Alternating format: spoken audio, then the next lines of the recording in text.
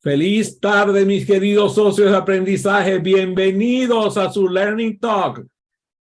Cada miércoles a las 7 de la noche, hora de Nueva York, se suma aquí gente maravillosa que provienen de diferentes partes del mundo y también a través de nuestras redes de Facebook, de Twitter, de Instagram, de LinkedIn. Por ahí, por todas las redes están los fanáticos de este programa.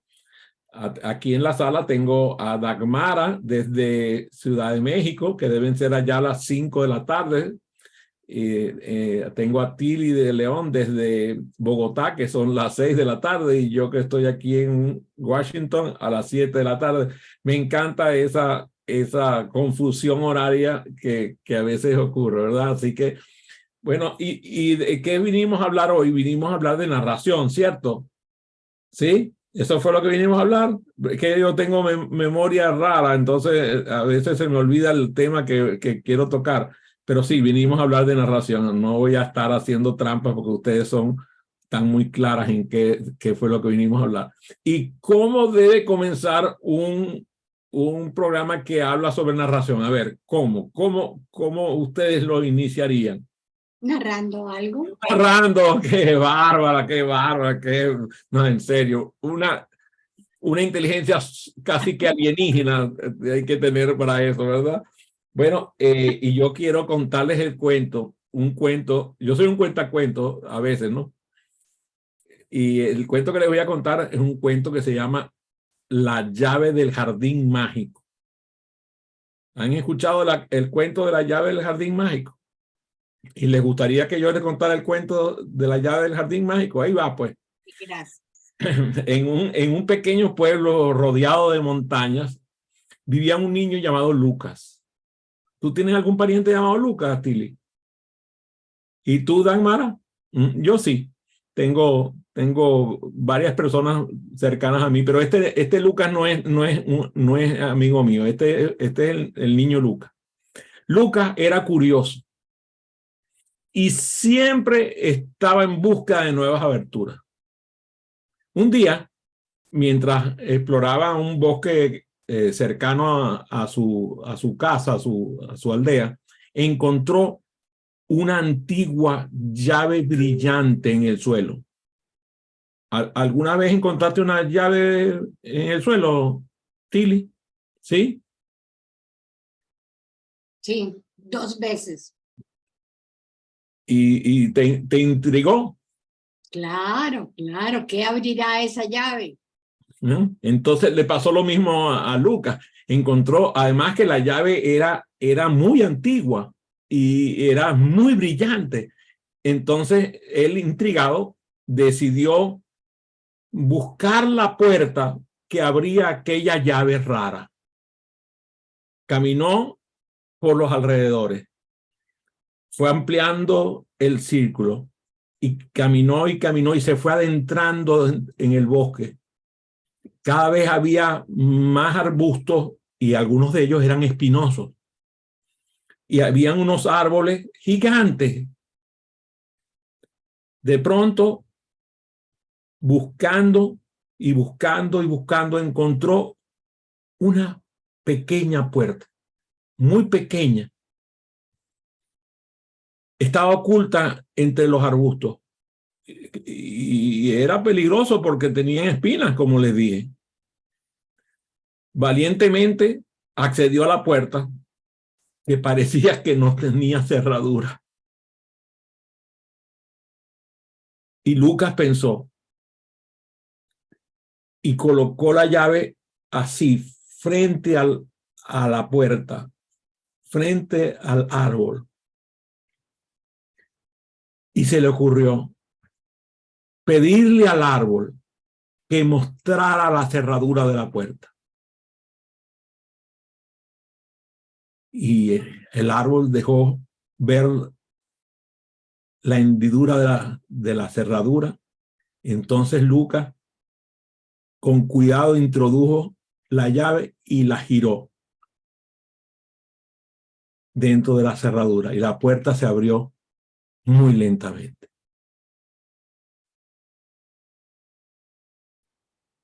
detrás de esa pequeña puerta, Lucas descubrió un jardín mágico, lleno de brillantes flores y animales parlantes. Cada planta también hablaba. Y así los animales y las plantas le contaban a Lucas historias maravillosas y le enseñaban lecciones importantes. Le hablaban sobre el valor del respeto, de la amistad, del amor por la naturaleza. Lucas pasó varias horas, no sabe ni cuántas, explorando aquel jardín y aprendiendo de sus nuevos amigos. Al final del día, sabiendo que su madre debió estar angustiada de tantas horas que habían pasado, decidió abandonar el jardín, transcurrir la puerta y salió de esa aventura. Y de nuevo fue al bosque y la puerta se cerró. Y Lucas guardó con cuidado la llave en su bolsillo, garantizando su seguridad, sabiendo que siempre tendría ese tesoro especial que él guardaría en un lugar cerca de su corazón. Desde ese día, Lucas siempre llevaba consigo la sabiduría y la magia del jardín en sus aventuras diarias. Aprendió a apreciar la belleza de la naturaleza y a cuidar del mundo que lo rodeaba. Lucas siguió así, explorando, aprendiendo, compartiendo las lecciones del jardín. Y no se las reservaba para él. Las compartía con todos a quienes encontraba en su camino. Su corazón vivió lleno de alegría y su espíritu se mantuvo siempre abierto a nuevas aventuras. Y colorín colorado, esta historia de descubrimiento y de aprendizaje ha terminado. Pero la magia y la aventura continúan con Lucas alrededor del mundo. A ver, cuéntenme, ¿qué les parece la historia que les traje hoy? Me hizo trabajar mi imaginación, porque mientras estabas hablando podía visualizar lo que estabas comentando, dándole un toque personal, pero a través de tu voz y a través del cuento que me transferiste. A ver, Tili, cuéntame. Sí, para mí también. Ahora, tú decías que era una puerta chiquita y yo me imaginaba que Lucas tuvo trabajo para entrar a ese jardín. Y lo más lindo que después de haber recibido toda esa información, la transmitió a otras personas. Porque algunos se quedan con su tesoro guardado solo para mí. En cambio, Lucas lo compartió con los demás. Sí. Sí, muy bonita esa historia. Nunca la había oído. Este es un cuento para niños. Y claro, es un cuento de aprendizaje acelerado, como pueden sospechar. Entonces, el día de hoy yo quiero hablarles sobre el aprendizaje acelerado y el uso de la narrativa. Por ejemplo, ¿cuáles serán las principales teorías o enfoques relacionados con el aprendizaje acelerado que se conectan con el uso de la narrativa? ¿Cómo puede el uso de la narrativa facilitar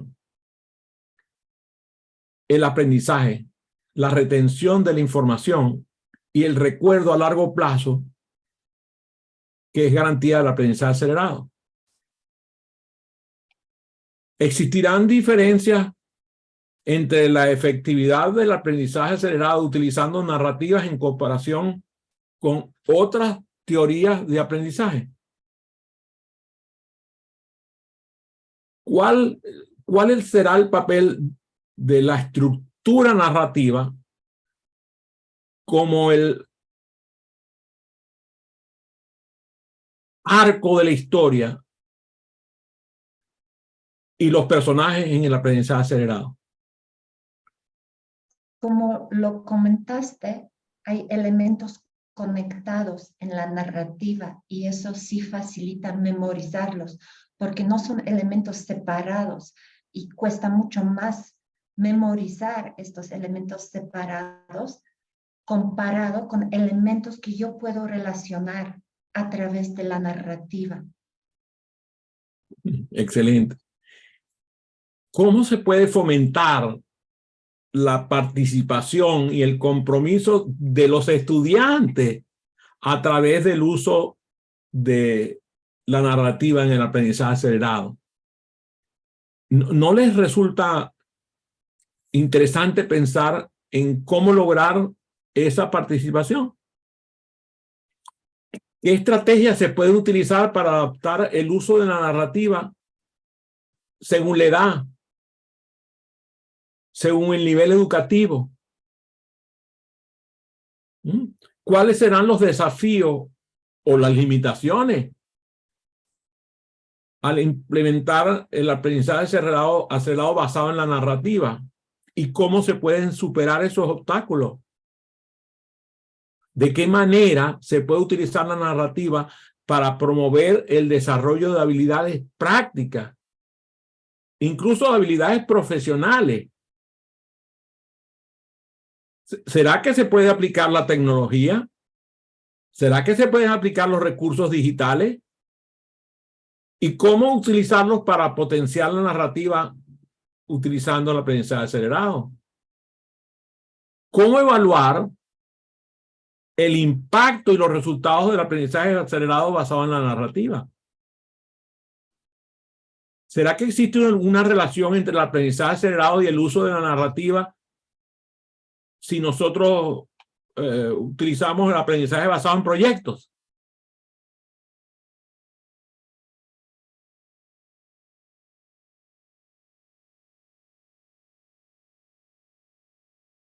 En este caso, lo que queremos entonces con ustedes es comenzar a revelar ese método de la narrativa, enseñando cuáles son los elementos clave.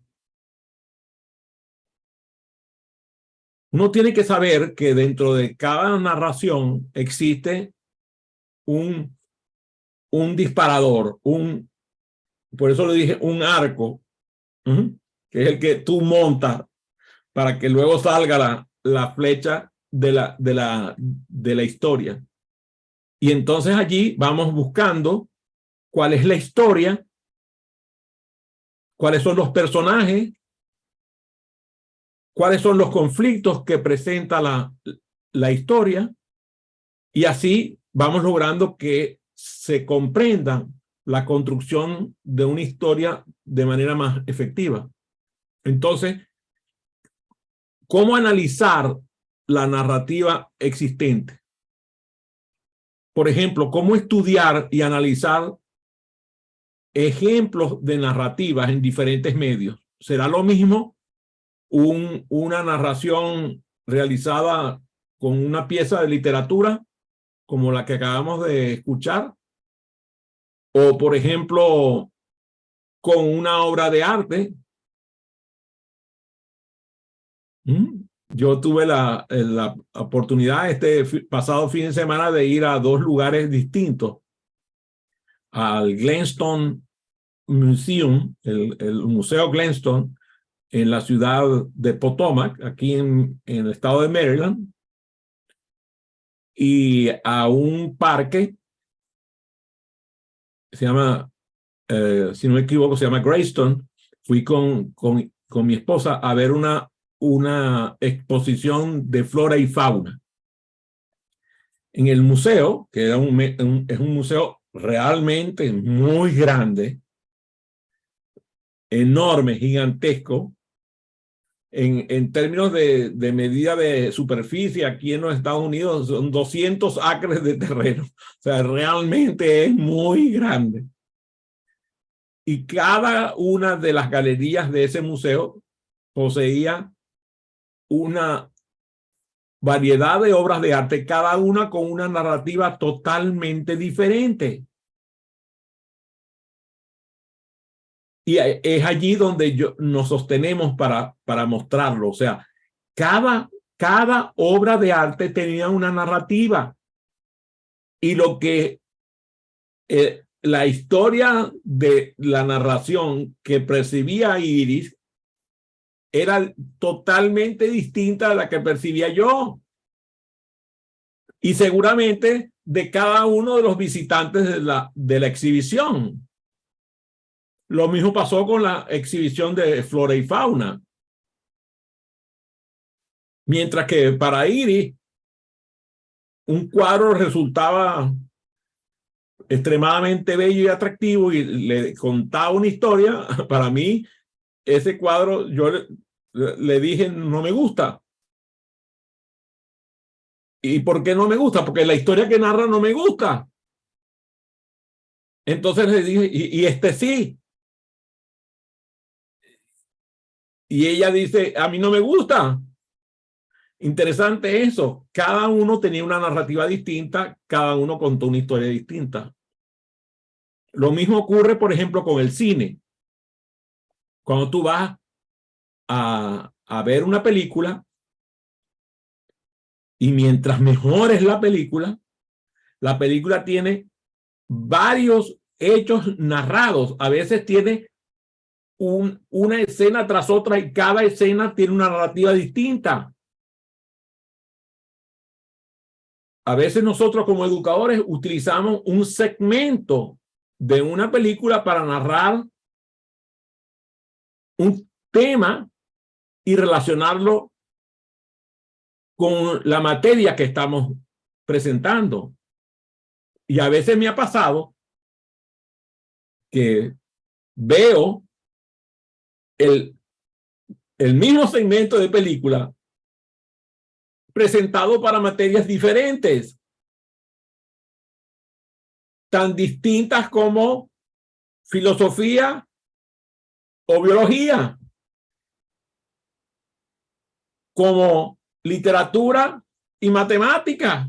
El mismo segmento de película, el mismo, de 1 minuto y medio, 2 minutos, 3 minutos máximo, con narrativas totalmente distintas. Entonces, cada medio nos sirve a nosotros para comunicar mensajes y generar el impacto que necesitamos como educadores. Y allí es importante educar a nuestros estudiantes en analizar la narrativa existente, pero en libertad, para que cada uno pueda revelar cómo percibe la narrativa según su propio criterio. Luego de aprender a analizar narrativas existentes, o no luego, puede ser precedente, también a crear narrativas propias.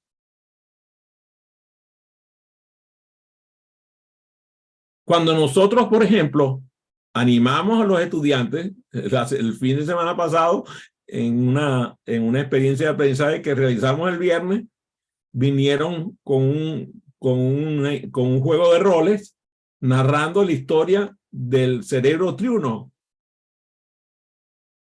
Y habían varios personajes. Estaba Serpiente, estaba Suspiro, estaba Luminita y estaba Brainy.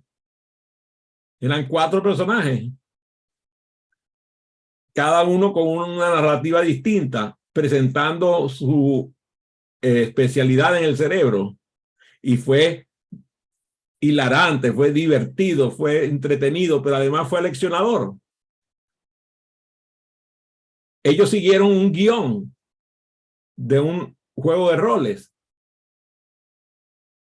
pero además incluyeron a otra facilitadora más que incluyó una manera de contar la historia, porque convirtió el juego de roles en un programa de Netflix. Y empezaba la presentación con la pantalla de Netflix los personajes mostrados así como se presentan en Netflix. Si ustedes tienen la cuenta en Netflix, pueden verlo, ¿ves? Y eso fue simpaticísimo porque incluso usó la música que se usa cuando arranca Netflix. Fue interesantísimo. Otra narrativa más. Entonces si nosotros educamos a nuestros estudiantes a que ellos creen su propia narrativa a través de la escritura, a través de las presentaciones audiovisuales, a través del teatro, pueden desarrollar incluso la expresión corporal, la expresión creativa y las habilidades de narración, creando sus propias narrativas.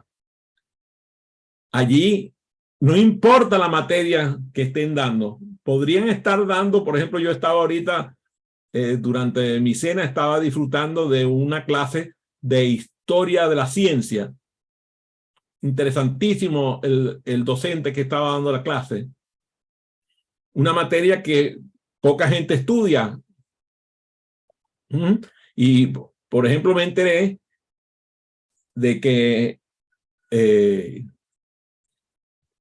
muchos de los grandes inventores fueron grandes escritores de cartas. Algunos de ellos escribieron 10,000, 15,000, 25,000 cartas. Y esas cartas cuentan una historia, una narrativa, que además está enmarcado en su época. Esa creación de narrativa propia te permite educarte en la ciencia, porque la percepción de la ciencia mostrada así a través de las cartas es totalmente distinto a que vayas a una clase de la teoría que ese científico presentó. Entonces, si además de eso, nosotros a nuestros estudiantes les regalamos la ventaja de utilizar las técnicas de storytelling, y el storytelling, que no es más que el aprender a utilizar los ganchos emocionales, construyendo personajes y estableciendo los conflictos que están mostrados, y en eso los cuentacuentos son una maravilla porque empiezan a realizar, y dependiendo, porque hay storytellers que son storytellers de humor, pero hay storytelling de todo, hay storytelling dramático, hay storytelling de incluso hasta de terror. A mí me ha tocado, ¿eh? Cuentacuentos de terror. Cuando ustedes revisan, por ejemplo, los cuentos de terror, a mí me encantan. Y a mí no me gustan las películas de terror, pero sí me gustan los cuentos de terror. Qué cosa interesante, ¿verdad? Entonces, ese recurso del storytelling te permite crear un conflicto intrigante, captar la atención y el interés de los estudiantes. Si tú a los estudiantes le pones un storytelling rosa, quizás no les interese, pero te aseguro que si tú les muestras un storytelling de terror, muchos de ellos se van a enganchar. A mí me sorprende, por ejemplo, mi hijo Alexander Daniel, mi hijo menor, la cantidad de cosas de terror que películas que ve. Yo no podría ni asomarme a los trailers porque me asustan. Y ellos están gozando un imperio viendo las películas de terror.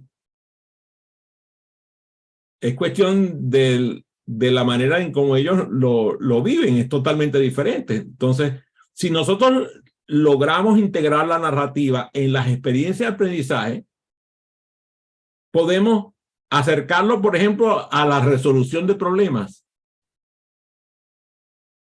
al análisis de situaciones, al análisis de problemas y toma de decisiones, creando un guión que presente el análisis de la situación, que presente la historia de tal manera de que los propios estudiantes puedan analizar la situación con base en la historia, analizar el problema con base en la historia y tomar decisiones con base en la historia. Sea cual sea el concepto que estás presentando. Puede ser un concepto físico, puede ser un concepto político, puede ser un concepto de derecho. Lo que tú quieras se puede presentar a través de narrativa y utilizarlo para análisis de situaciones, análisis de problemas y toma de decisiones. Si a esto le sumamos el uso de multimedia, no te puedo contar de la cantidad de cosas que se pueden hacer. El uso de vídeos, de audio, de imágenes que permitan estimular el aprendizaje emocional y presentar el reforzamiento de los conceptos que estás presentando en el tema que estás trabajando con tus estudiantes. Incluso algo muy novedoso, que es utilizar la narrativa para realizar evaluaciones.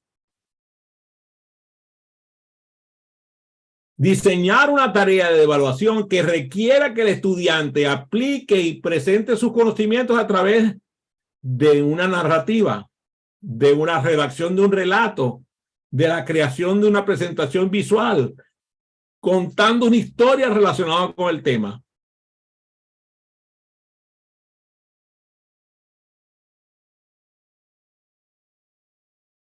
Recuerdo, ahora que está conectado Francisco Duarte, la historia de la neurona triste. Creo que no sé si Dagmara estaba en la sala cuando presentaron la historia de la neurona triste. Fue realmente extraordinario cuando la estudiante presentó ese tema en la sala.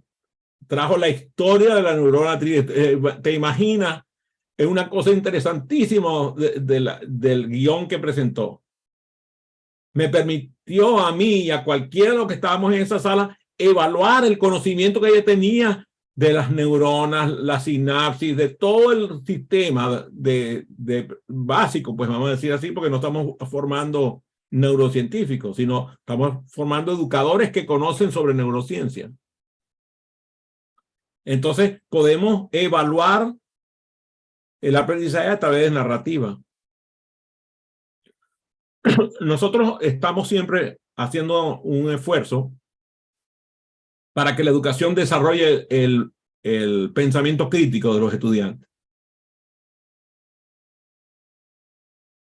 ¿Qué mejor manera que fomentar la reflexión y el análisis crítico sobre las narrativas que se encuentran? Que puedan analizar, por ejemplo, la estructura, el contenido, el cómo la historia se relaciona con el tema que estamos estudiando, con los conceptos que están aprendiendo.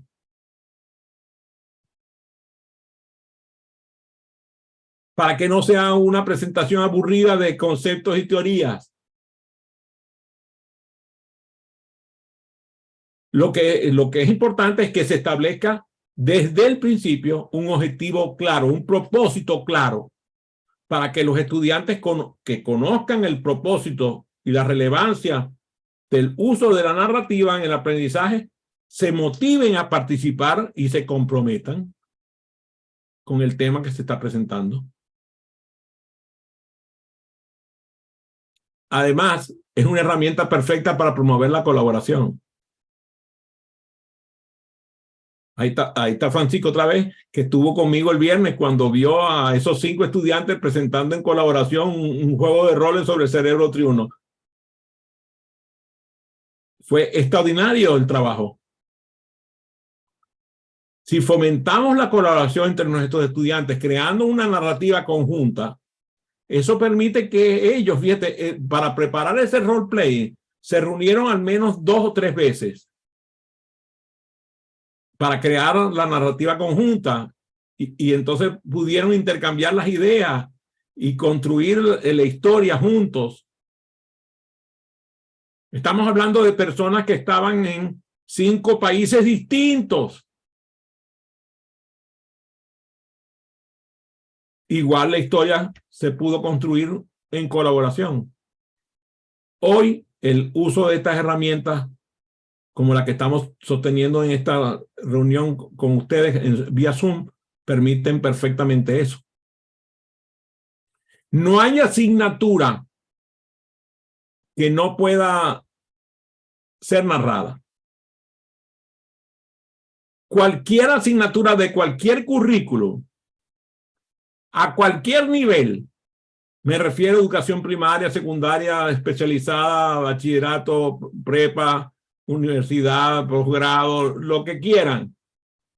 Cualquier currículo a través de proyectos, incluso se puede hacer incluso hasta proyectos interdisciplina,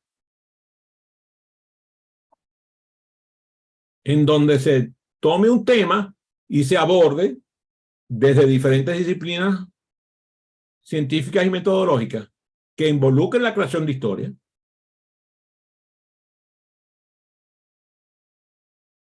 Y allí el pensamiento colectivo va a permitir que cada uno de esos estudiantes pueda generar metáforas, generar analogías que permitan simplificar conceptos complejos.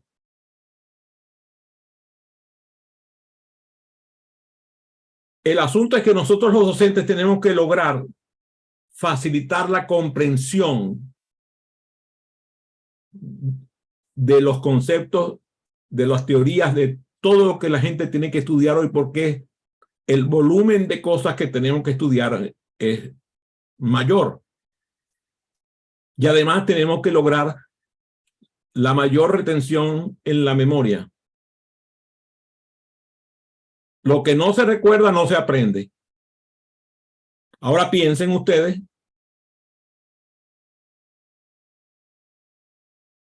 en los cuentos de su infancia.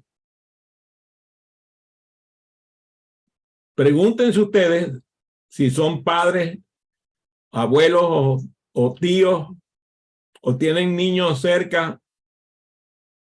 ¿Cuántas veces se han visto ustedes en la situación de estar contando un cuento de su infancia a ese niño o a esa niña? Y ustedes lo recuerdan perfectamente bien. ¿Cómo es posible que habiendo pasado 30, 40 años, su memoria sea perfecta para recordar la historia? Y muchos de esos cuentos no se los volvieron a contar más nunca.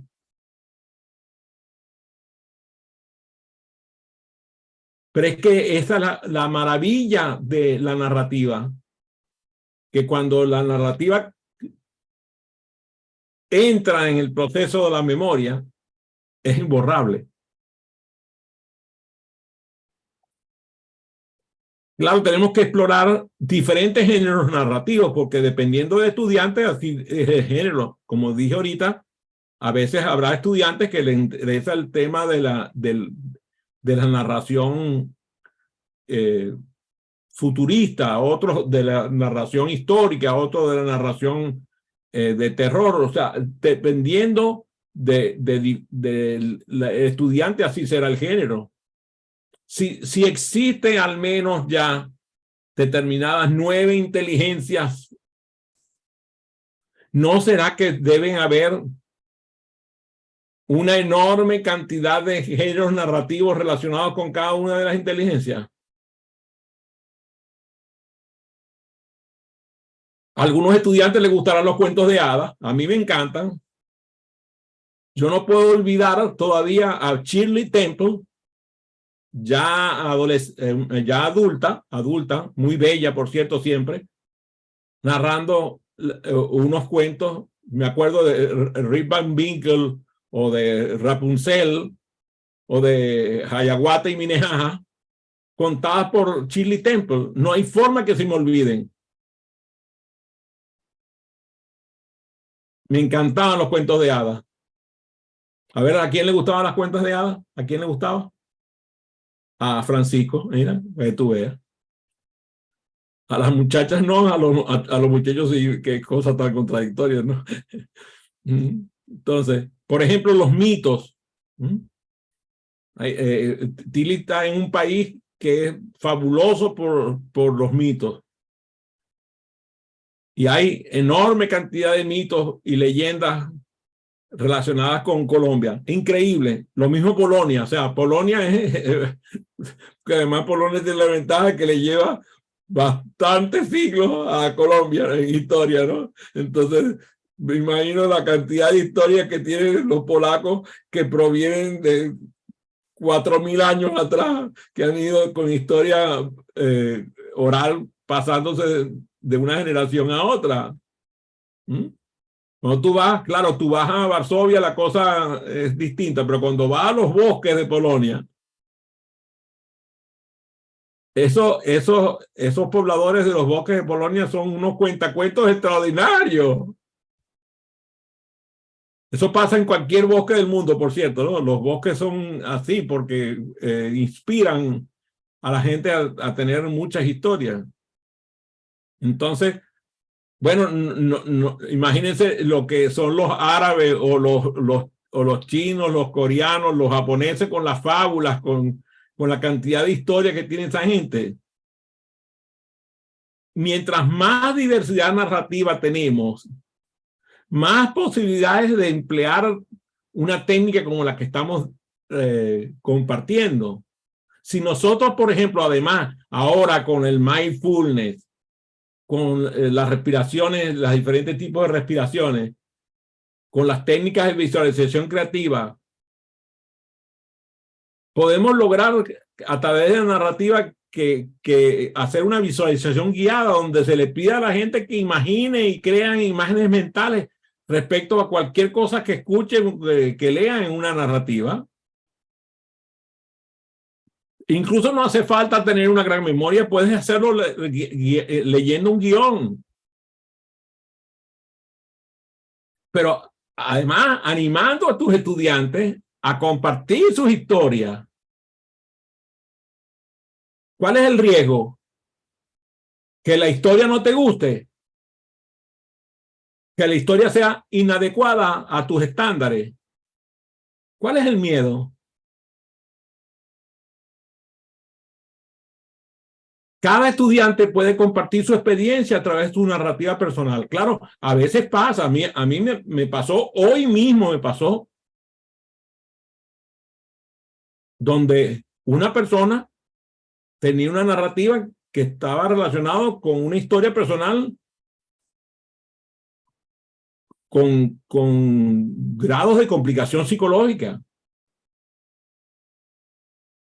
Entonces allí lo que hay que tener es distinciones para decir, un momentito, detengamos esto, respiren profundo y cambiar el tema. No tienen que asustarte, tienen que aprender a manejar tu sala. Hace varios años, en una experiencia de formación de facilitadores, en un ejercicio de visualización creativa, hubo una persona que tuvo un cuadro psicótico, le resultó un cuadro psicótico en la sala. Claro, teníamos la ventaja que dentro del equipo de facilitadores había distinciones de ciencia de la conducta. No estoy pidiendo que todos los facilitadores tengan distinciones de ciencia de la conducta, simplemente que tengan uso de razón para saber que cuando ocurre una cosa tienen que detenerse y respirar y lograr parar lo que está pasando y pedir ayuda inmediatamente. Pero eso esa sorpresa no va a ocurrir con una frecuencia demasiado alta. Mientras tanto, nuestros estudiantes pueden lograr la conexión emocional y aprender a incorporar el suspenso, la sorpresa, el humor para mantener el interés de la audiencia. Si a eso lo sumamos el fomento de la reflexión y el análisis crítico, entonces los estudiantes podrán analizar y cuestionar las narrativas que se encuentran, tanto las tuyas como las de sus propios compañeros de estudio, y explorar diferentes perspectivas, evaluando la validez hasta la relevancia del tema que se ha presentado en la narración. Parte del secreto del facilitador entonces está en orientar la organización de la actividad de narración oral para que el estudiante pueda comenzar con prácticas sencillas.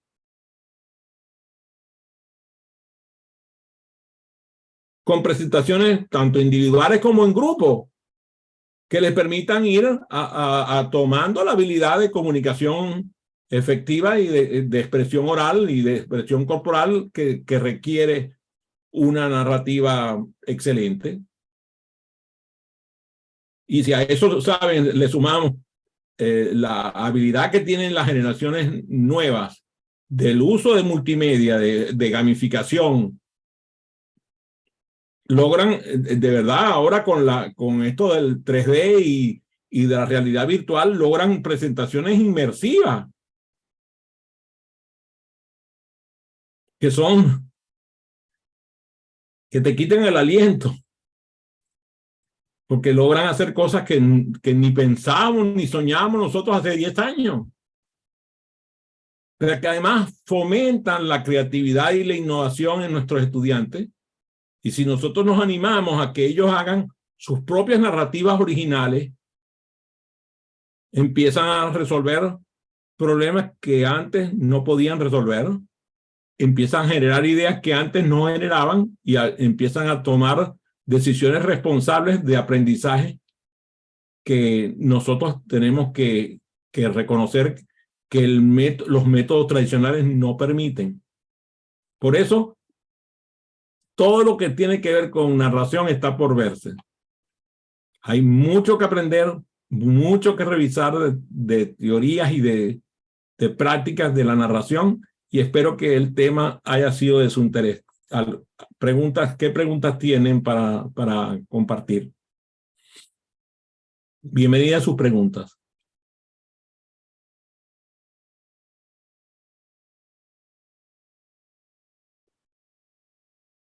Si no tienen preguntas, yo tengo preguntas para ustedes. Sí tiene preguntas, Dagmar, adelante. No, yo estoy esperando tu pregunta. ¿De qué manera tú piensas utilizar la narrativa para ayudar a tus estudiantes a conectar con conceptos abstractos o complejos utilizando la metodología de aprendizaje acelerado? Justo cuando estabas hablando de diferentes disciplinas que podemos aplicar la narrativa para diferentes disciplinas, para mí sí es un reto, porque estoy pensando en estadística, psicometría, cómo aplicar, porque pienso que estoy acostumbrada a lo que tú dices que deberíamos eliminar de nuestro vocabulario, a explicar. Entonces, que me cuesta ver esta manera de cómo, en lugar de explicar, buscar una historia, buscar este cuento, buscar la narrativa. Para mí es un reto, entonces todavía no sé cómo.